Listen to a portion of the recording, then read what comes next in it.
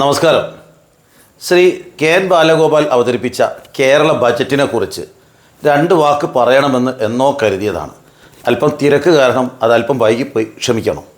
ഈ ബജറ്റിൽ എന്നെ ഏറ്റവും ആകർഷിച്ച രണ്ട് കാര്യങ്ങൾ പറയാതിരിക്കാൻ നിർവാഹമില്ല. ഒന്നാമത്തേത്, 5 ദിവസം, അതായത് ഒരു അപകടം പറ്റി ആദ്യത്തെ 5 ദിവസത്തെ ചികിത്സ എല്ലാ സർക്കാർ സ്വകാര്യ ആശുപത്രികളിലും സമ്പൂർണ്ണമായി സൗജന്യമായി സർക്കാർ നടത്തിക്കൊടുക്കും എന്നുള്ള പ്രഖ്യാപനമാണ്.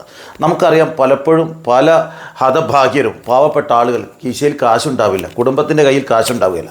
അവരിൽ 90% ഇൻഷുറൻസ് പരിരക്ഷ ഉള്ളവരായിരിക്കും. പിന്നീട് കാശ് കിട്ടും, പക്ഷേ തൽക്കാലം ജീവൻ രക്ഷിക്കാൻ വഴിയില്ലാതെ പലപ്പോഴും മരണത്തിന് കീഴടങ്ങുക പതിവാണ്.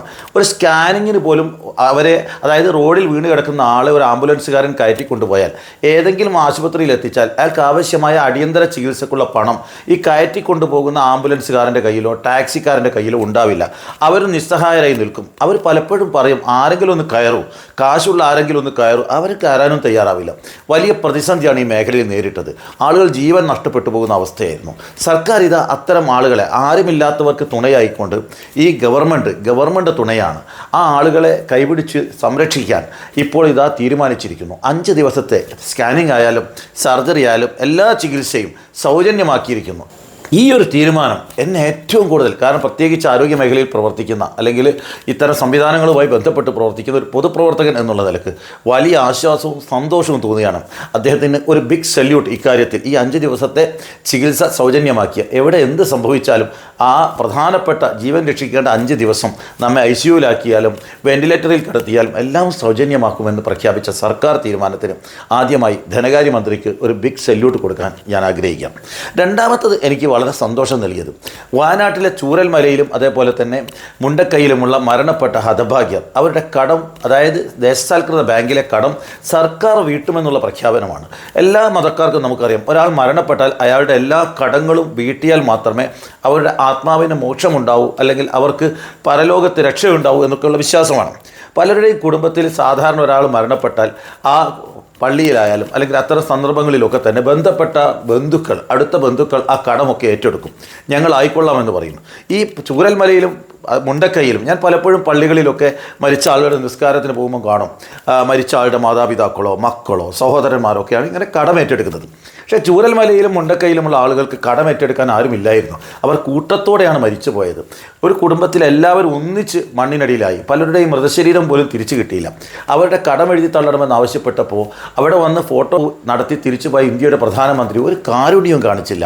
ആ കടം, അവിടുത്തെ സഹകരണ ബാങ്കിലെ കടം സംസ്ഥാന ഗവൺമെൻറ് എഴുതി തള്ളിയിട്ടും ദേശസാൽകൃത ബാങ്കുകൾ ഒരു തരത്തിലും ഒരു കനിവും കാണിച്ചില്ല. അപ്പോഴാണ് ആ പാവപ്പെട്ട ജനങ്ങളുടെ കടം ഞങ്ങൾ വീട്ടിക്കൊള്ളാം, എഴുതി തള്ളിയല്ല, സർക്കാർ DD കൊടുത്തുകൊണ്ട് അത് വീട്ടിക്കൊള്ളാമെന്നുള്ള സർക്കാരിൻ്റെ തീരുമാനം, അതും പ്രശംസനീയമാണ്. അതോടൊപ്പം അടുത്ത വർഷം സ്കൂൾ തുറക്കുമ്പോഴത്തേക്ക് പാഠപുസ്തകം, അത് കഴിഞ്ഞ വർഷമേ തുടങ്ങിയതാണ്, വലിയൊരു മാറ്റമാണ് സംസ്ഥാനത്ത് നടക്കുന്നത്. കാരണം പ്രത്യേകിച്ച് 1 മുതൽ +2 വരെയുള്ള പാഠപുസ്തകങ്ങൾ സമ്പൂർണ്ണമായി മാറ്റി, ശാസ്ത്രീയമായി മാറ്റി ആ പാഠപുസ്തകങ്ങൾ സമയബന്ധിതമായി വിദ്യാലയങ്ങളിൽ എത്തിക്കുക എന്നുള്ള വലിയൊരു പ്രവർത്തനം ഗവൺമെൻറ് നടത്തുന്നു. അതോടൊപ്പം സ്മാർട്ട് ക്ലാസ് റൂമുകൾ നമ്മുടെ കേരളത്തിൽ, അത് വലിയൊരു മാറ്റമല്ലേ? യൂറോപ്യൻ നിലവാരത്തിൽ അധ്യാപകർക്ക് ആ പ്രൊജക്ടറും അതേപോലെ തന്നെ ലാപ്ടോപ്പും ഒക്കെ വിദ്യാർത്ഥികൾ ഓപ്പറേറ്റ് ചെയ്തുകൊണ്ട് ക്ലാസ് മുറികളിൽ നമ്മുടെ പുതിയ പാഠപുസ്തകത്തിലൊക്കെ കാണാം അവസാനം QR കോഡ്. അത് ആ പുസ്തകത്തിൻ്റെ പൈസയല്ല, കാണേണ്ട വീഡിയോകളാണ്, സിനിമകളാണ്, അതേപോലെ മറ്റ് സംവിധാനങ്ങളാണ്. അതൊക്കെ QR കോഡ് കുട്ടികൾ തന്നെ സ്കാൻ ചെയ്തുകൊണ്ട് ലാപ്ടോപ്പിൽ വർക്ക് ചെയ്തുകൊണ്ട് ക്ലാസ് മുറികളിൽ കാണാൻ നമ്മുടെ നാട്ടിലെ സ്കൂളിലെ കുട്ടികൾക്ക്, CBSE സ്കൂളിൽ പഠിക്കുന്ന കുട്ടികളെക്കാൾ നന്നായി ഉപയോഗിക്കുന്ന ക്ലാസ് മുറികളിൽ അത് ഭംഗിയായി ഉപയോഗിക്കാൻ സാധിക്കുന്നില്ലേ? ഇത് മറ്റേതെങ്കിലും സംവിധാനമാണ് ചെയ്യുന്നതെങ്കിൽ ഞാൻ ചോദിക്കട്ടെ, ഈ സ്മാർട്ട് ക്ലാസ് റൂമുകൾ അനുവദിക്കുന്ന സമയത്ത് സ്കൂളുകളിൽ പോസ്റ്റിന് വേണ്ടി വിലപേശില്ലേ? ആ ബന്ധപ്പെട്ട പാർട്ടികൾ സംഭാവനയ്ക്ക് വേണ്ടി വിലപേശില്ലേ? ഇതൊന്നുമില്ലാതെ കേരളത്തിലെ എല്ലാ സ്കൂളുകൾക്ക് ഹൈസ്കൂള്, എല്ലാ ഹൈസ്കൂളിലും, അത് എയ്ഡഡ് ആയാലും സർക്കാരായാലും എല്ലാ സ്കൂളുകളിലും കൊടുത്തില്ലേ? എല്ലാ ക്ലാസ് മുറികളിലും കൊടുത്തില്ലേ? ചേട്ടൻ്റെ ക്ലാസ്സിൽ സ്മാർട്ട് ക്ലാസ് റൂമും അനിയൻ്റെ ക്ലാസ് റൂമിൽ ആ സ്മാർട്ട് ക്ലാസ് റൂം അല്ലാതിരിക്കുന്ന ആ വല്ലാത്ത പ്രയാസം ഗവൺമെൻറ് കൊടുത്തോ? ഇല്ല. ശ്രീ രവീന്ദ്രനാഥ് മാഷ് മന്ത്രിയായ സമയത്ത് എല്ലാ സ്കൂളിലെയും എല്ലാ ക്ലാസ് റൂമുകളിലും സ്മാർട്ടാക്കി. അങ്ങനെ വിദ്യാഭ്യാസ രംഗത്ത് വലിയ മാറ്റം വരുന്നു. നമ്മുടെ കോഴിക്കോട് കഴിഞ്ഞ ദിവസം അവയവമാറ്റ ആശുപത്രിയുടെ പ്രവർത്തനത്തിന് വേണ്ടിയുള്ള എല്ലാ സജ്ജീകരണം മുഖ്യമന്ത്രി അത് ഉദ്ഘാടനം ചെയ്തുകൊണ്ട് പ്രവർത്തനം ഇത് പൂർത്തിയാവുകയാണ്.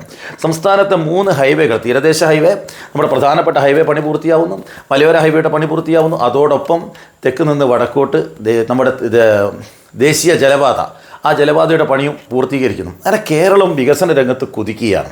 അതുകൊണ്ട് തന്നെ വികസനം ഇനിയും വേണം. സച്ചിദാനന്ദ മാഷ് പറഞ്ഞു കുറേ കാലം കഴിഞ്ഞാൽ ഗവൺമെൻറ് പറഞ്ഞ അത്തരം സമീപനങ്ങളൊക്കെ തന്നെ പുച്ഛത്തോടുകൂടി തള്ളിക്കളയേണ്ട കാര്യമാണ്. സച്ചിദാനന്ദ മാഷുടെയൊക്കെ വാദങ്ങൾ പുച്ഛത്തോടുകൂടി തള്ളിക്കളയേണ്ടതാണ്. ഗവൺമെൻറ് കൂടുതൽ ഉത്തരവാദിത്തത്തോടുകൂടി പ്രവർത്തിക്കുകയാണ്. ഞാനൊരു അനുഭവം കൂടെ പറയുകയാണ്. ഒരിക്കൽ ചൈനയിൽ എനിക്കൊരു പൊളിറ്റിക്കൽ വർക്ക്ഷോപ്പിൽ നേരത്തെ പങ്കെടുക്കാൻ സാധിച്ചു. 2016 എൻ്റെ ഓർമ്മ. ഞാനിങ്ങനെ കുറേ ആൾ അവിടെ ഈ ഇംഗ്ലീഷിൽ ആരോടൊന്നും സംസാരിക്കാൻ ഒരു കാര്യവുമില്ല. ഞാൻ എൻ്റെ മൊബൈലിൽ ഇങ്ങനെ ട്രാൻസ്ലേറ്റ് ചെയ്ത് കാണിച്ച അവസാനം ഒരു ചെറുപ്പക്കാരനെ കണ്ടെത്തി അല്പം ഇംഗ്ലീഷ് പറയുന്നു. അപ്പോൾ അയാൾ എന്നോട് പറഞ്ഞു ഞാൻ ഡൽഹിയിൽ വന്നിരുന്നു. ഞാൻ അയാളോട് ചോദിച്ചു ഈ ചൈനയിലെ ജീവിതം എങ്ങനെയെന്ന് ചോദിച്ചപ്പോൾ എന്നോട് പറഞ്ഞു ചൈനയിലെ ജീവിതം ഞങ്ങൾക്ക് സന്തോഷമാണ്. ഞാൻ ഒരിക്കൽ ഡൽഹിയിൽ വന്നത് എന്തൊരു അലോസരമാണെന്നാണ് അയാളുടെ പരാതി. ബഹളം, റൂമിൽ കിടന്ന് ഉറങ്ങാൻ കഴിയുന്നില്ല, അലോസരമാണ്, ബഹളമാണ്, ട്രാഫിക്ക് ലംഘിച്ച് അതിലെയും ഇതിലെയും ആളുകൾ വണ്ടി ഓടിക്കുന്നു, തലക്ക് തട്ടുന്ന മരങ്ങൾ, ഇതൊക്കെയാണ് ആ ചെറുപ്പക്കാരൻ്റെ പരാതി. അപ്പോൾ ഞാൻ ആ ചെറുപ്പക്കാരനോട് ചോദിച്ചു നിനക്ക് കമ്മ്യൂണിസ്റ്റ് ഇഷ്ടമാണോ എന്ന് ഞാൻ ചോദിച്ചു. അപ്പോൾ ആ ചെറുപ്പക്കാരൻ എന്നോട് പറഞ്ഞ മറുപടി വളരെ രസകരമാണ്. എനിക്ക് കമ്മ്യൂണിസം എന്താണെന്ന് എനിക്കറിയില്ല, പക്ഷേ ഞാൻ ഇവിടെ എന്താണോ അനുഭവിക്കുന്നത് ആ സംവിധാനത്തെ ഞാൻ ഇഷ്ടപ്പെടുന്നു. ഇവിടെ എന്താണോ നടക്കുന്നത് അതിനെ ഞാൻ ഇഷ്ടപ്പെടുന്നു എന്ന് ആ ചെറുപ്പക്കാരൻ പറയുന്നത്. അതേപോലെ എനിക്ക് എല്ലാവരോടും അഭ്യർത്ഥിക്കാനുള്ളത് കേരളത്തിൽ ആര് ഭരിക്കുന്നു എന്ത് എന്നൊന്നും ഇപ്പോൾ ചർച്ച ചെയ്യേണ്ട, അതേക്കുറിച്ചല്ല സമയം. ഇവിടെ എന്ത് നടക്കുന്നു എന്ന് നോക്കിയാൽ മതി. കേരളത്തിൽ എന്ത് നടക്കുന്നു അതിനാണ് ജനങ്ങൾ പിന്തുണ കൊടുക്കേണ്ടത്. ആ സംവിധാനം തുടരട്ടെ. നന്ദി, നമസ്കാരം.